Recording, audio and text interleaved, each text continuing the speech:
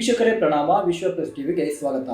ಮೂರನೇ ಬಾರಿ ಸರ್ಕಾರ ರಚಿಸುವ ಹಕ್ಕು ಮಂಡಿಸಿದ್ದ ಹಂಗಾಮಿ ಪ್ರಧಾನಿ ನರೇಂದ್ರ ಮೋದಿಯವರ ಕೋರಿಕೆಯನ್ನು ಮನ್ನಿಸಿ ರಾಷ್ಟ್ರಪತಿಗಳು ಸರ್ಕಾರ ರಚಿಸಲು ಆಹ್ವಾನ ನೀಡಿದರು. 18ನೇ ಲೋಕಸಭೆ ಹಾಗೂ ಸರ್ಕಾರ ರಚನೆಗೆ ಅನುಮೋದನೆ ನೀಡಿದ ರಾಷ್ಟ್ರಪತಿಗಳ ಅನುಮತಿ ಪತ್ರವನ್ನು ಸ್ವೀಕರಿಸಿ ನಂತರ ನಿಯೋಜಿತ ಪ್ರಧಾನಿ ನರೇಂದ್ರ ಮೋದಿ ಮಾಧ್ಯಮಗಳನ್ನು ಉದ್ದೇಶಿಸಿ ರಾಷ್ಟ್ರಪತಿ ಭವನದ ಹೊರಾಂಗಣದಿಂದ ಶುಕ್ರವಾರ ಮಾತನಾಡಿದರು.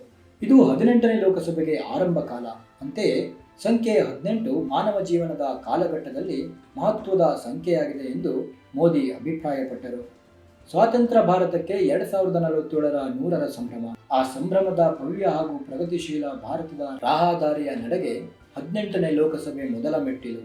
ಈ ಮೆಟ್ಟಿಲು ಅತ್ಯಂತ ಮಹತ್ವದಾಗಿದೆ.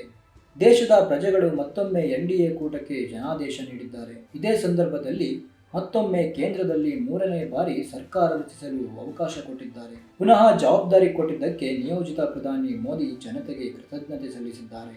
18ನೇ ಲೋಕಸಭೆಯ ಕಾಲಘಟ್ಟದ 5 ವರ್ಷಗಳ ಕಾಲ ದೇಶದ ಜನರ ಆಸೆ ಆಕಾಂಕ್ಷೆಗಳನ್ನು ಪೂರ್ಣಗೊಳಿಸಿಕೊಡುವ ನಿಟ್ಟಿನಲ್ಲಿ ಕೆಲಸ ಮಾಡುತ್ತೇವೆ. ಈ ಹಿಂದಿನ 10 ವರ್ಷ ಅಂದರೆ ಕಳೆದ 2 ಬಾರಿ ಎನ್ಡಿಎ ಸರ್ಕಾರದ ಅವಧಿಯಲ್ಲದ ಪರಿವರ್ತನೆ ಈ ಬಾರಿಯೂ ಮುಂದುವರೆಯಲಿದೆ. ದೇಶದ ಸಾಮಾನ್ಯ ಜನರ ಕನಸು ಈಡೇರಿಸುವ ನಿಟ್ಟಿನಲ್ಲಿ ಪ್ರಯತ್ನಿಸುತ್ತೇವೆ ಎಂದು ಹೇಳಿದರು.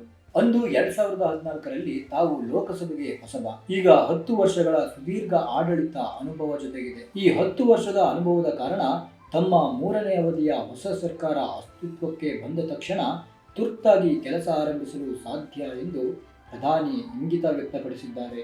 ಇದೇ ಭಾನುವಾರ ಜೂನ್ 9ರ ಸಂಜೆಯ ಗೋಧೂಳಿ ಅಮೃತ ಗಳಿಗೆಯಲ್ಲಿ ನರೇಂದ್ರ ಮೋದಿ ನೇತೃತ್ವದ ನೂತನ ಸರ್ಕಾರದ ಪ್ರಮಾಣ ವಚನ ಕಾರ್ಯಕ್ರಮ ನಿಯೋಜನೆಗೊಂಡಿವೆ. ಬ್ಯೂರೋ ರಿಪೋರ್ಟ್, ವಿಶ್ವ ಪ್ಲಸ್ ಟಿವಿ. ವಿಶ್ವ ಪ್ಲಸ್, ಜನಹಿತಕ್ಕಿದು ಜ್ಞಾನದ ಜಾಲ.